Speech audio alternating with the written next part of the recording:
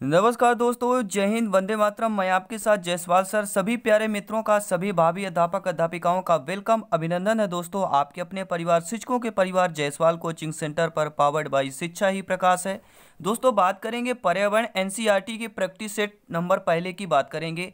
और ये practice set आपके सिलेबस के अनुसार यहाँ पे एनसीईआरटी के पैटर्न पर दोस्तों शुरू किया गया, क्योंकि सिलेक्शन सर्वोपरि है। तो चलिए दोस्तों शुरू करते हैं। बहुत सारे कमेंट्स आ रहे थे कि सर कंसेप्ट की क्लास कंटिन्यू कीजिए, तो हम फिर से कंटिन्यू कर रहे हैं। जितने प्यारे भाई बहन पहली बार विजिट कर रहे हैं, तो दोस्तों ये आपका अपना परिवार है, आवर फैमिली है, तो इस परिवार को सब्सक्राइब कर लें। तो चलिए दोस्तों अब शुरू करते हैं। आज का जो दोस्तों हमारा टॉपिक रहेगा वह होगा परिवार, फैमिली का टॉपिक रहेगा। जैसे आपको पता है आपके सिलेबस में पहला ही यह कंसेप्ट है। तो पहला प्रश्न देख रहे हैं दोस्तों, मनुष्य एक सामाजिक प्राणी है, यह कथन किसका है? आपके महात्मा गांधी का है, अरस्तू का है, क्रो का है, या मकाइवर का है? सभी लोग नीचे कमेंट बॉक्स में फीडबैक करेंगे। तो मनुष्य एक सामाजिक प्राणी है, यह किसका कथन है? तो यह दोस्तों आपके किसका कथन है? अरस्तू का कथन है। जी हाँ दोस्तों, मनुष्य एक सामाजिक प्राणी है, यह आपके अरस्तू का कथन है। मनुष्य एक सामाजिक प्राणी है, यह कथन महान यूनानी दार्शनिक अरस्तू हैं। ये भी ध्यान दीजिए दोस्तों, आपके जो अरस्तू हैं ये महान यूनानी दार्शनिक कहलाते हैं। अरस्तु प्लेटो के शिष्य थे। अरस्तु किसके शिष्य थे? तो प्लेटो के शिष्य थे एवं सिकंदर के गुरु थे। तो आप लोग सोच सकते हैं, प्लेटो के शिष्य यानी पहले गुरु प्लेटो हुए, इनके शिष्य जो है इनके शिष्य अरस्तु हुए, और अरस्तु के शिष्य क्या हो जाए? सिकंदर हो गए। यह कह सकते हैं कि सिकंदर के गुरु अरस्तु हुए और अरस्तु के गुरु प्लेटो हो गए। तो ये आपका कंटिन्यू चल रहा है सीरीज। और उनका यह कहना था कि अन्य सभी जीवों की तरह इंसान भी एक सामाजिक प्राणी है, जिसे समाज का प्यार और साथ की जरूरत होती है। दूसरा प्रश्न है दोस्तों, कंसेप्ट वाइज आपकी क्लास चलेगी, डेली क्लास, क्योंकि सिलेक्शन यहाँ पे सर्वोपरि है। और हमारा टारगेट दोस्तों 30 में 30 है, क्योंकि 30 में 30 अंक लाना है और सिलेक्शन जल्द ही पाना है। किस प्रकार के परिवार में कलह की संभावना दोस्तों सबसे ज़्यादा रहती है? एकल परिवार में, मात्रात्मक परिवार में, पितरात्मक परिवार में, या संयुक्त परिवार में? तो सभी लोग जानते हैं कलह की संभावना। देखिए, कलह की संभावना ज़्यादातर जो जिस परिवार जिस फैमिली में रहती है वह हमारा कहलाता है संयुक्त परिवार में कलह की संभावना सबसे ज़्यादा रहती है। तीसरा प्रश्न आपके सिलेबस के अनुसार है दोस्तों। आई होप सभी प्यारे मित्र वीडियो को लाइक अवश्य कर लिया होगा, क्योंकि सिलेक्शन यहाँ पे सर्वोपरि है। अब देखते हैं दोस्तों अगला प्रश्न, एकल परिवार के सदस्य अधिक आत्मनिर्भर रहते हैं, यह कथन है आंशिक रूप से सत्य है, बिल्कुल सत्य है, पूर्ण रूप से सत्य है, या इनमें से कोई नहीं? तो एकल परिवार के सदस्य दोस्तों अधिक आत्मनिर्भर रहते हैं, यह कथन कैसा है? तो यह कथन दोस्तों पूर्ण रूप से सत्य है, क्योंकि एकल परिवार होता है तो एकल परिवार में आत्मनिर्भर ही रहते हैं, क्योंकि इसमें संयुक्त और आपके चाचा ताई ताऊ तो नहीं रहते जो सहयोग कर देंगे, तो इसमें आपको आत्मनिर्भर ही रहना पड़ता है। तो एकल परिवार के सदस्य अधिक आत्मनिर्भर रहते हैं, पूर्ण रूप से सत्य है, तीसरा ऑप्शन सही हो जाएगा। अगला प्रश्न देख लेते हैं दोस्तों, परिवार की विशेषता नहीं है, नकारात्मक प्रश्न है, निगेटिव प्रश्न है कि परिवार की विशेषता नहीं है। परिवार की विशेषता क्या नहीं होती? विवाह एवं यौन संबंध, समाज विरोधी कार्य करना, वंश परंपरा, या सार्वभौमिक संगठन? तो परिवार की विशेषता क्या नहीं होती? सभी लोग जानते हैं दोस्तों कि परिवार की जो समाज विरोधी कार्य करना, यह परिवार की विशेषता नहीं होती है। तो according to question right option number B हो जाएगा। आइए देखते हैं अगला प्रश्न, सीधा आपके सिलेबस से कनेक्टेड है और सिलेक्शन यहाँ पे सर्वोपरि है, क्योंकि पावर्ड बाई शिक्षा ही प्रकाश है, राष्ट्रहित में चैनल है। टेलीग्राम से दोस्तों जरूर ज्वाइन करें, वहाँ पे नोट्स पीडीएफ फाइल सब कुछ आपको फ्री में प्राप्त होता है, क्योंकि राष्ट्रहित में शिक्षा की बात करते हैं। साथ ही साथ दोस्तों जायसवाल सर से डायरेक्ट बात करने के लिए, मैसेज करने के लिए, चैट करने के लिए आप इंस्टाग्राम में फॉलो कर सकते हैं Jaiswal sir, Jaiswal coaching centre, अपने परिवार को फॉलो कर सकते हैं। आइए देखते हैं दोस्तों अगला प्रश्न। दोस्तों भारतीय संविधान में प्रत्यक्ष रूप से किसके ऊपर चर्चा किया गया है? मादक पदार्थ पर, दहेज प्रथा, बाल श्रम, या सती प्रथा? तो भारतीय संविधान में प्रत्यक्ष रूप से देखा जाए दोस्तों तो किसके ऊपर चर्चा किया गया है? तो यह बाल श्रम पर चर्चा किया गया है। आप लोगों का सी ऑप्शन सही हो जाएगा। साथ ही साथ दोस्तों जो मेरा परिवार है, परिवार से रिलेटेड पहले कंसेप्ट क्लियर करेंगे, इसके बाद जो समस्त शिक्षक भर्ती में पूछे गए इससे प्रश्न है परिवार से, उन प्रश्नों को भी हम यहाँ पे डिस्कस करने वाले हैं, क्योंकि तैयारी दोस्तों संपूर्ण चल रही है। दोस्तों सती प्रथा के विरुद्ध सर्वप्रथम प्रयास किसने किया था? नीचे कमेंट बॉक्स है, सभी मेरे प्यारे मित्र, हर एक भाई बहन, हर एक शिक्षक बंधु जिसका सपना अध्यापक अध्यापिका बनना, सभी लोग कमेंट करेंगे कि सती प्रथा के विरुद्ध सर्वप्रथम प्रयास किसने किया? महात्मा गांधी जी ने, राजा राम मोहन राय, दादा भाई नौरोजी जी या आपके डॉक्टर राजेंद्र प्रसाद जी। तो सती प्रथा के विरुद्ध सर्वप्रथम प्रयास किसने किया था? सभी लोग जानते हैं, राजा राम मोहन राय की बात करते हैं। जी हाँ, ब्रह्म समाज के संस्थापक राजा राम मोहन राय ने सती प्रथा के विरुद्ध समाज को जागरूक किया, जिसके फलस्वरूप इस आंदोलन को बल मिला और तत्कालीन अंग्रेजी सरकार को सती प्रथा को रोकने के लिए कानून बनाने पर विवश होना पड़ा था। अगला प्रश्न देखेंगे। यह प्रश्न बहुत बार टीटी एग्जाम में पूछा गया है दोस्तों कि हिंदू उत्तराधिकार जो है अधिनियम कब बना? तो हिंदू उत्तराधिकार अधिनियम 1952, 1955, 1950 या 1956 में बना है। तो हिंदू उत्तराधिकार अधिनियम कब बना है? सभी प्यारे मित्र जानते हैं कि 1956 में हिंदू उत्तराधिकार अधिनियम बना था। डी ऑप्शन सही हो जाएगा। सभी प्यारे मित्र जानते हैं, आप लोग ज्ञानी है, सर्वज्ञ हैं दोस्तों, कि भारत के स्वतंत्र होने के बाद संपत्ति से संबंधित हिंदू कानून को क्या है संहिताबद्ध किया गया और हिंदू उत्तराधिकार अधिनियम 1956 बनाया गया। और वर्ष 1956 इस अधिनियम द्वारा ही महिलाओं के संपत्ति के अधिकार यानी संयुक्त हिंदू परिवार में विरासत के अधिकार को मान्यता दी गई थी। कौन से? हिंदू उत्तराधिकार अधिनियम 1956 पर। अगला प्रश्न देखेंगे दोस्तों कि बालक को सर्वप्रथम समाज में आपस में मिलजुल कर रहने की शिक्षा दी जाती है। राष्ट्र में दी जाती है, पड़ोस में दी जाती है, समाज में दी जाती है या दोस्तों परिवार में दी जाती है। तो बालक को सर्वप्रथम समाज में आपस में मिलजुल कर रहने की शिक्षा दोस्तों किसको शिक्षा दी जाती है, किसमें दी जाती है? तो सभी लोग जानते हैं कि बालक की बात कर रहे हैं। तो बालक को सर्वप्रथम समाज में आपस में मिलजुल कर रहने की शिक्षा हमारा परिवार यानी फैमिली ही दे सकता है दोस्तों। परिवार, डी ऑप्शन सही हो जाएगा। अगला प्रश्न देखेंगे कि समाज की सबसे छोटी इकाई क्या है? देश है, परिवार है, समाज है, समुदाय है। तो सभी प्यारे मित्रों जानते हैं कि समाज की सबसे छोटी इकाई परिवार होता है।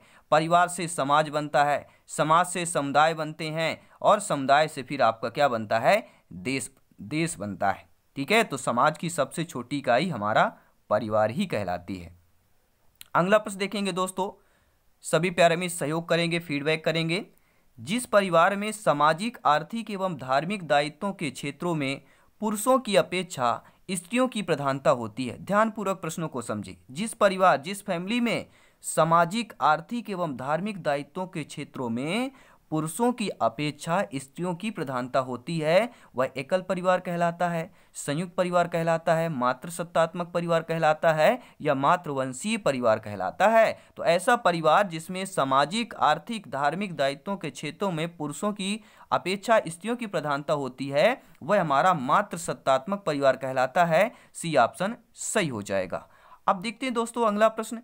ऐसे परिवार जिनमें परिवार की सत्ता किसी पुरुष के सदस्य के हाथ होती है, तो वह आपका पितृसत्तात्मक परिवार कहलाएगा, पितृवंशी, एकल परिवार या संयुक्त परिवार कहलाएगा।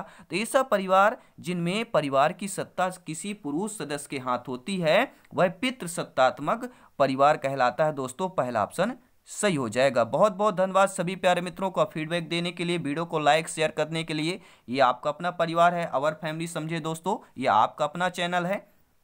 अगला प्रश्न है दोस्तों कि वेस्टमार्क के अनुसार प्रारंभिक परिवार किस प्रकार होते हैं? बहुविवाह होते हैं, बहुपति विवाह होते हैं, बहुपत्नी विवाह होता है या एक विवाह होता है? अब आपका कमेंट, आपका फीडबैक सर्वमान्य है। आपका कमेंट, आपका फीडबैक तय करता है कि इस ऑप्शन का आंसर क्या होना चाहिए। सभी प्यारे मित्र सहयोग करेंगे, फीडबैक करेंगे कि वेस्टमार्क के अनुसार प्रारंभिक परिवार किस प्रकार होते हैं। सभी लोग जानते हैं प्रारंभिक परिवार जो होता है दोस्तों वह कैसा होता है? एक विवाह वाला होता है। तो डी ऑप्शन सही हो जाएगा। अब देखते हैं दोस्तों अगला प्रश्न दिया गया, ध्यानपूर्वक देखें हर एक क्वेश्चन को, क्योंकि हर एक क्वेश्चन दोस्तों इंपॉर्टेंट है, क्योंकि सिलेक्शन 101% श्योर एंड प्योर है दोस्तों। जी हाँ, आपके सिलेबस के अनुसार अगला प्रश्न है कि परिवार के सदस्यों में मतैक्य और निष्ठा का समाप्त हो जाना, संबंधों का टूट जाना, पृथकता में विकास हो जाना क्या कहलाता है? जी हाँ दोस्तों, वह सामूहिक विघटन कहलाता है, पारिवारिक विघटन कहलाता है, व्यक्तिगत विघटन कहलाता है या आपका तलाक कहलाता है। तो परिवार के सदस्यों में मतैक्य और निष्ठा का समाप्त हो जाना, संबंधों का टूट जाना और पृथकता में विकास हो जाना, यह दोस्तों क्या कहलाता है? यह एक पारिवारिक विघटन कहलाता है। बी ऑप्शन सही हो जाएगा। अब देखते हैं दोस्तों अगला प्रश्न है कि परिवार की संपत्ति में परिवार के सभी सदस्य अधिकार अधिकतर को है जन्मजात होता है। ठीक है, परिवार की संपत्ति में परिवार के सभी सदस्य जो होते हैं अधिकार जो है उनका जन्मजात अधिकार होता है। यह दोस्तों मिताक्षरा का नियम है, दया भाग का नियम है, प्रवर का नियम है या आपके संपीड़ का नियम है? किसका नियम है? आपका कमेंट, आपका फीडबैक सर्वमान्य है, क्योंकि आप सभी लोग भावी अध्यापक अध्यापिकाएं हैं और जायसवाल सर आप सभी को नमन करते हैं। दोस्तों इस प्रश्न का फीडबैक जवाब आंसर उत्तर आ चुका है कि परिवार की संपत्ति में परिवार के सभी सदस्य अधिकार जो होता है सभी सदस्यों का जन्मजात होता है, यह मिताक्षरा का नियम कहलाता है। और सभी मेरे प्यारे भाई बहन ये भी बोल रहे होंगे कि सर ये मिताक्षरा का नियम क्या है? तो दोस्तों आइए जान लेते हैं। सर्वोच्च न्यायालय ने कहा कि मिताक्षरा कानून के तहत यह नियम कि जब भी कोई पुरुष अपने पूर्वजों में से किसी में से 3 डिग्री ऊपर तक की संपत्ति प्राप्त करता है तो उसके बाद उसके 3 डिग्री तक के कानूनों से रूप से पुरुष उत्तराधिकारों को उस संपत्ति में सह संयोजक यानी कि कोपार्सनस होने के नाते बराबर अधिकार प्राप्त होगा। तो ये कहलाता है मिताक्षरा नियम। अब देखते हैं दोस्तों अगला प्रश्न। निम्न में से कौन एक संयुक्त परिवार को कायम रखने के लिए उत्तरदायी है? समाजवाद, व्यक्तिवाद, ग्रामीणवाद या नगरीवाद? तो प्रश्न की बात कर रहे हैं कौन सा एक संयुक्त परिवार को कायम रखने की उत्तरदायी है? तो संयुक्त परिवार को कायम रखने के लिए जो उत्तरदायी होता है वह सर्वप्रथम दोस्तों कौन होगा? वह होगा ग्रामीणवाद की बात करेंगे। C option is the right answer.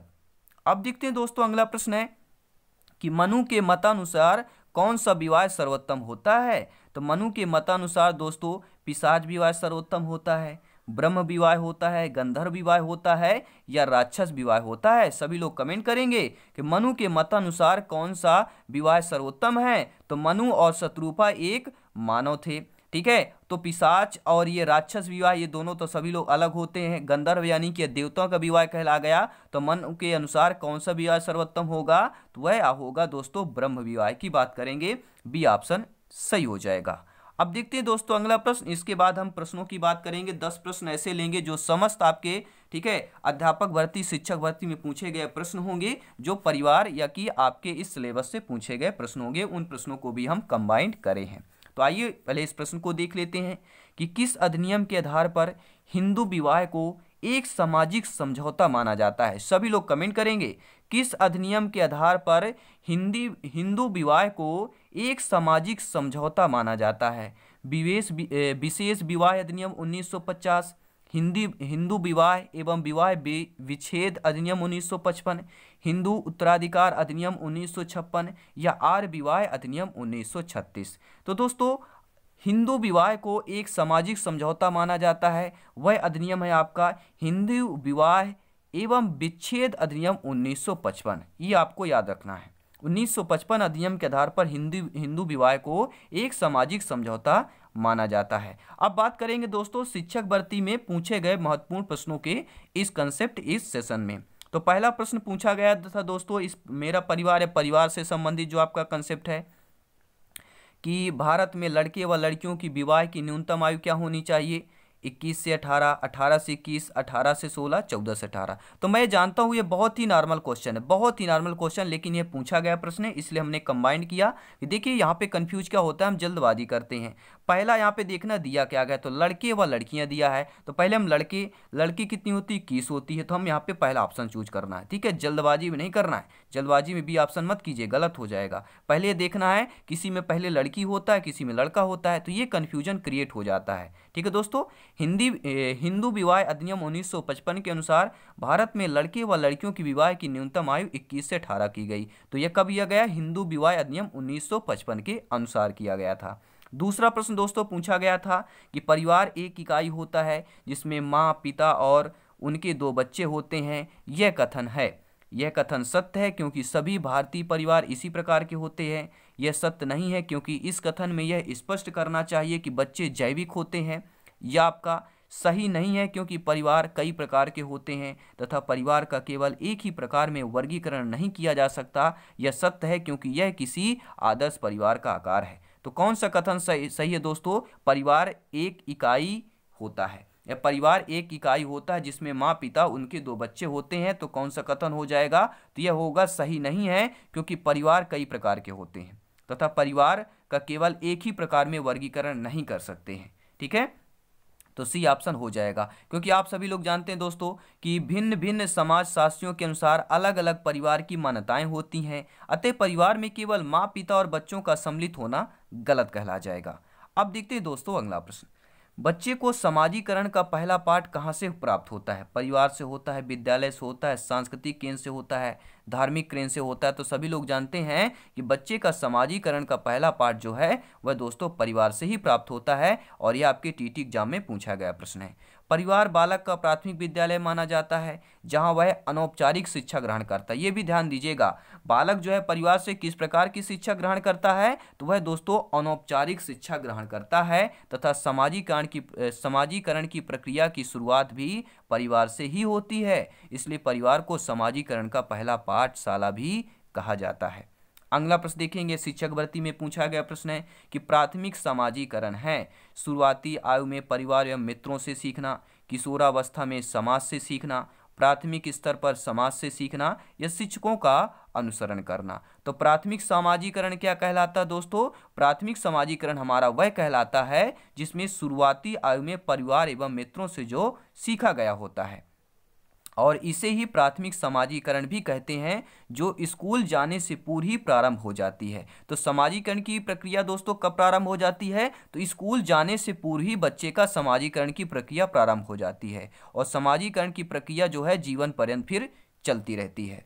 अगला प्रश्न देख लेते हैं दोस्तों कि एकल परिवार से तात्पर्य क्या होता है? कि वर्ष 1950 के बाद बना परिवार, परिवार जिसमें माता पिता एवं उनके बच्चे हों, या संपूर्ण परिवार जिसमें बच्चे, उनके माता पिता एवं दादा दादी हों, या केवल पति पत्नी। तो एकल परिवार वही कहलाता है दोस्तों जिस परिवार में उसके माता पिता एवं उनके बच्चे होते हैं, वही हमारा एकल परिवार कहलाता है। अब देखते हैं दोस्तों अगला प्रश्न दिया गया आपके स्क्रीन पर, सभी लोग यहाँ पर देख पा रहे हैं। अब अगला प्रश्न प्यारा सा है कि निम्न में से कौन सा कथन यहाँ पर सही है? अब हमें कथन यहाँ पे देखना है कि एकल परिवार में दहेज प्रथा सामान्य बात है, एकल परिवार में बाल श्रम सामान्य बात है, दहेज तथा बाल श्रम सामाजिक बुराइयां हैं, या दहेज तथा बाल श्रम शहरों में सामान्य बात है। तो दोस्तों कौन सा कथन यहाँ पर सही है? आपका ओपिनियन, आपका फीडबैक सम्मान है, सभी प्यारे मित्र यहाँ पे कमेंट करेंगे। तो कौन सा कथन दोस्तों सही है कि दहेज तथा बाल श्रम एक सामाजिक बुराइयां हैं? जी हाँ, सामाजिक बुराइयों में कौन कौन सी आती हैं? दहेज, बाल श्रम प्रमुख बुराइयां आपकी मानी जाती हैं सामाजिक बुराइयों में। और इन बुराइयों का प्रमुख कारण क्या होता है? अशिक्षा और गरीबी होता है। प्रश्न आ सकता है कि समाज में जो हमारी ठीक है बुराइयां हैं, इनका प्रमुख कारण अशिक्षा और गरीबी होता है। अब देखते हैं दोस्तों अगला प्रश्न कि भारत में बाल विवाह निषेध अधिनियम किस वर्ष पारित किया गया? 2006, 2008, 2011, 1997 में। तो दोस्तों भारत में बाल विवाह निषेध जो अधिनियम किस वर्ष पारित किया गया था? सभी लोग कमेंट करेंगे। तो दोस्तों आपका जो भारत में बाल विवाह निषेध अधिनियम है वह दोस्तों आपका 2008 में पारित किया गया था। ठीक है, आप लोग यहाँ पर देख पा रहे हैं कि भारत में बाल विवाह निषेध अधिनियम 2006 में पारित किया गया, जबकि 1 नवंबर 2007 में इसे लागू किया गया था। ठीक है, तो कौन सा हो जाएगा? यहाँ पे 2008 नहीं होगा, यहाँ पे क्या हो जाएगा? 2006 हो जाएगा। सभी लोग नोट कर लेंगे। ठीक है, यहाँ पे कंफ्यूज हो गया था तो कंफ्यूज पूरा क्लियर करेंगे, क्योंकि सिलेक्शन यहाँ पे सर्वोपरि है। तो भारत में बाल विवाह निषेध अधिनियम किस वर्ष पारित किया गया? तो 2006 में पारित किया गया। और ये पूछा जाए कि लागू कब किया गया था? तो नवंबर 2007 से लागू किया गया था। अब देखते हैं दोस्तों अगला प्रश्न दिया गया है कि कौन सी विशेषता परिवार की नहीं है? कि कम से कम 2 भिन्न लिंग वाले वयस्क साथ रहते हैं, प्रत्येक सदस्य की आय भिन्न जमा की जाती है, वे समान आवास, भोजन, समान सामाजिक क्रियाओं का उपयोग करते हैं, या दोस्तों सुरक्षा एवं बच्चों का साझा उत्तरदायित्व हो जाएगा। तो यहाँ पर प्रश्न पूछा गया, ध्यानपूर्वक देखिएगा कि कौन सी विशेषता परिवार की नहीं है। निगेटिव प्रश्न है, नकारात्मक प्रश्न है। नकारात्मक प्रश्न यानी कि प्रत्येक सदस्य की आय भिन्न जमा होती है, ये हमारा क्या हो जाएगा? नकारात्मक प्रश्न हो जाएगा। क्योंकि सभी प्यारे मित्र जानते हैं कि मनुष्य सहित सभी जीव जंतु अपने अपने बच्चों के साथ रहते हैं और अपने अपने परिवार बनाते हैं। एक मनुष्य परिवार में वे सभी लोग रहते हैं या लोग होते हैं जो एक दूसरे के साथ रक्त संबंधी होते हैं। परिवार छोटा और बड़ा दोनों हो सकता है। परिवार में कम से कम 2 भिन्न लिंग वाले वयस्क साथ रहना चाहिए, और इसके अलावा दोस्तों वे समान आवास, भोजन, समान सामाजिक क्रियाओं का उपयोग करते हों, तथा सुरक्षा एवं बच्चों का साझा उत्तरदायित्व होना। अगला देखेंगे, 2 प्रश्न और हैं इंपॉर्टेंट, देख लेते हैं शारदा एक्ट का संबंध दोस्तों किससे है? बहुत बार टीटी एग्जाम में पूछा गया प्रश्न है। बाल विवाह से है, दहेज प्रथा से है, बाल श्रम से है या अनिवार्य शिक्षा से है? तो शारदा एक्ट का संबंध दोस्तों बाल विवाह से है। शारदा एक्ट कब किया गया था? 1929 में किया गया। इसका संबंध बाल विवाह से संबंधित था, जिसमें विवाह के लिए लड़कों तथा लड़कियों की आयु का निर्धारण किया गया था। और इस एक्ट में के तहत लड़कों की आयु 18 और लड़कियों की 14 वर्ष की गई थी। ये ध्यान दीजिएगा। जी हाँ, शारदा एक्ट जब लागू हुआ था, इसमें लड़कों की अधिकतम न्यूनतम जो आयु 18 वर्ष की गई थी, ठीक है, शादी मैरिज के लिए, और लड़कियों की 14 वर्ष। इसके फिर आप 17 या 20 वर्ष बाद फिर आपका क्या है, लड़कियों की 18 वर्ष की गई और लड़कों की फिर 21 वर्ष की गई थी। तो शारदा एक्ट में पहले ये भी पूछा जा सकता था कि शारदा एक्ट में विवाह लड़कियों की उम्र क्या थी, तो आपको 18 और 14 करना है। ठीक है, 14 की बात करेंगे। और अगला प्रश्न है कि सामाजिक बुराइयों का उदाहरण क्या हो जाएगा? बाल विवाह, दहेज, बाल श्रम, सभी। तो सभी प्यारे में तभी जानते हैं, हमने पिछले क्वेश्चन में ही बात किया था कि सामाजिक बुराइयां आपका बाल विवाह भी है, दहेज भी है और बाल श्रम भी है, अर्थात उपरोक्त सभी हो जाएगा, क्योंकि समाज में दोष उत्पन्न करने वाले तत्व सामाजिक बुराइयां कहलाते हैं। और ये तीनों तत्व, बाल विवाह, दहेज प्रथा, बाल श्रम, ये सारी क्या है, समाज में बुराइयां पैदा करती हैं। तो बाल श्रम ये सारी क्या होगी, आदि समाज की बुराइयां हो जाएंगी। तो दोस्तों ये प्रश्न आपको कैसा लगा, ये कंसेप्ट कैसा लगा, नीचे कमेंट बॉक्स में फीडबैक के जरूर बताएं। और ऐसी ही क्लासेज बेस्ड तैयारी के लिए, सिलेक्शन वाली तैयारी के लिए हमारे चैनल यानी आपके अपने परिवार शिक्षकों के परिवार जायसवाल कोचिंग सेंटर को फॉलो जरूर करते रहें, विजिट करते रहें। और अन्य सब्जेक्ट की क्लासेज भी आपको मिल जाएंगी, क्योंकि राष्ट्र हित में शिक्षा की बात करते हैं। फ्री नोट्स, PDF फाइल, सब कुछ आपको फ्री में मिलेगा। तो सभी मित्रों को जय हिंद, वंदे मातरम दोस्तों, धन्यवाद सभी का।